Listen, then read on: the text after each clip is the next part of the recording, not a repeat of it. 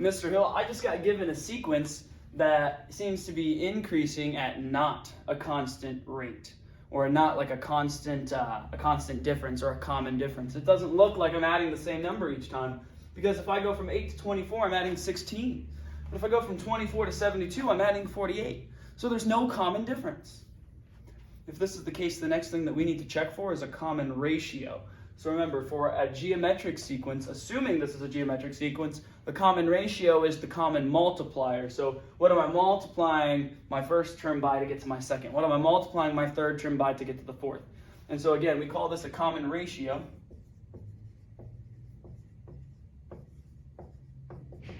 And to find my common ratio, I'm going to take my second term and divide it by my first term to figure out what that ratio is. And then I'll take my third term divided by my second to check. And then my fourth term divided by my third to check. And I'll keep going and going and going. And so again, to check my common ratio, the first thing I want to do is I want to do t of 2 divided by t of 1. So 24 was my second term, and then 8 was my first term, and I get 3. So I think my common ratio is 3. So if I multiply 8 by 3, I get 24. If you plug that into a calculator or wrote it out by hand, you'd see that that math seems to check out.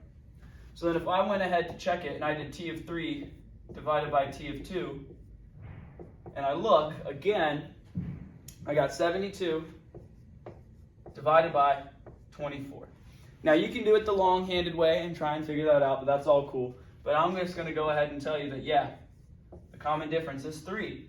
And then the last thing that I can do to check it is I could do t of 4 over t of 3. And so if I checked 216 divided by 72, then I would also get a common ratio of 3. And so what that means is to get from one term to the next, I'm multiplying by 3 every single time. So my sequence generator is times 3.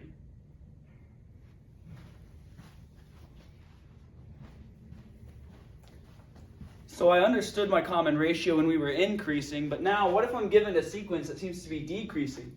If I wanted to find the common difference, 64 minus 16, what on earth is that going to give me? 48.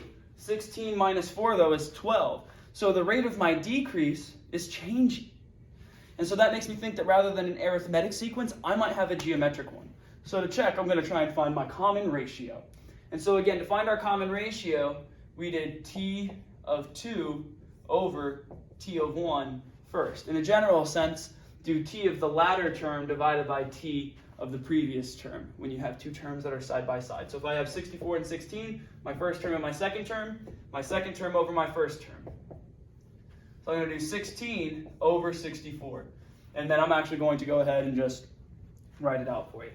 So if I went and I did 64 divided by 16, 16 does not go into 6. But how many times does 16 go into 64? Well, let's count up. 16, 32, 48, 64.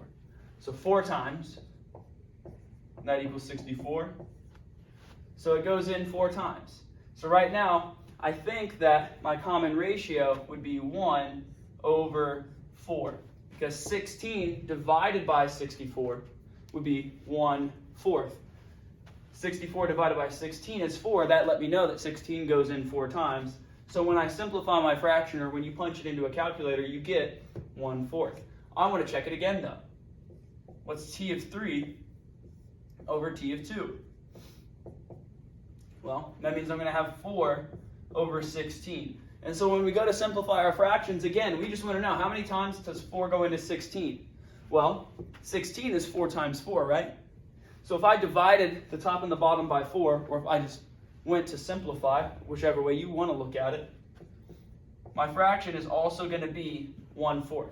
So my common ratio is 1/4. And what that means is that the next term in the sequence is going to be 1/4 of the previous term. So 16 is 1/4 of 64. My third term is 1/4 of 16. My fourth term is 1/4 of my third term. And you see that even better when we look at the fact that my fifth term, 1/4, is 1/4 of 1 whole. And so if you have a decreasing geometric sequence, your multiplier is going to be a number less than 0. Less than 1. Greater than 0, but less than 1.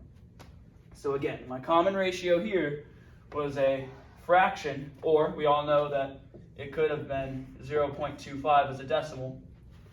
But my common multiplier was less than 1 when my sequence was decreasing. It was greater than 1 when it was increasing.